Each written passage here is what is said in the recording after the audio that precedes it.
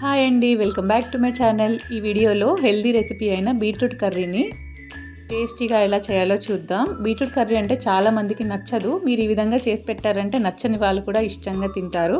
ఈ కర్రీ చపాతీలోకి చాలా బాగుంటుంది. ఇక్కడ నేను అర కేజీ బీట్రూట్ తీసుకున్నాను. ఈ విధంగా పీల్ చేసుకోవాలి.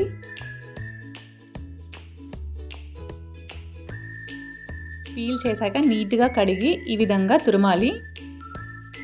ఈ విధంగా తురిమిన బీట్రూట్ను పక్కన పెట్టి మరో పక్క కర్రీ చేసే ప్రాసెస్ని చూద్దాం. ఇక్కడ నేను స్టవ్ పైన ప్యాన్ పెట్టాను. ప్యాన్ హీట్ అయింది. అందులో 2 టేబుల్ స్పూన్ ఆయిల్ వేసుకోవాలి. ఆయిల్ హీట్ అయ్యాక అందులో టీ స్పూన్ జీలకర్ర, 3 ఎండుమిర్చిని తుంచి వేసుకోవాలి. ఇందులోనే ఒక ఉల్లిపాయని ఈ విధంగా కట్ చేసి వేసుకున్నా. ఇందులోనే కొంచెం కరివేపాకు వేసుకోవాలి. వీటన్నింటిని బ్రౌన్ కలర్ వచ్చేంత వరకు వేయించాలి.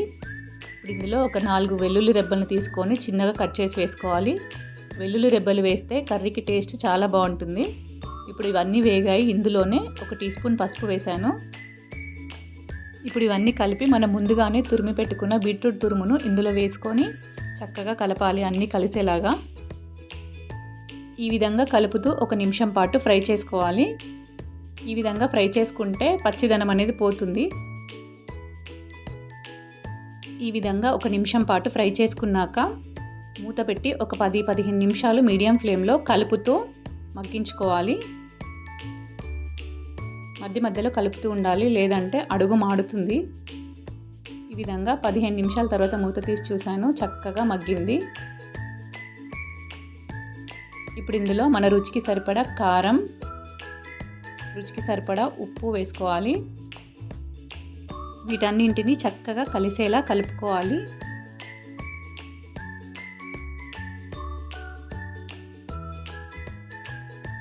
ఈ విధంగా కలిపాక మళ్ళీ ఇంకొక 5 నిమిషాలు మీడియం ఫ్లేమ్లో పెట్టి మగ్గనివ్వాలి.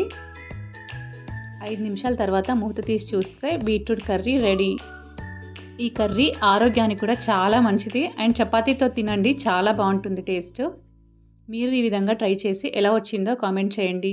Thank you for watching this video and please like, share and subscribe my channel. Thank you.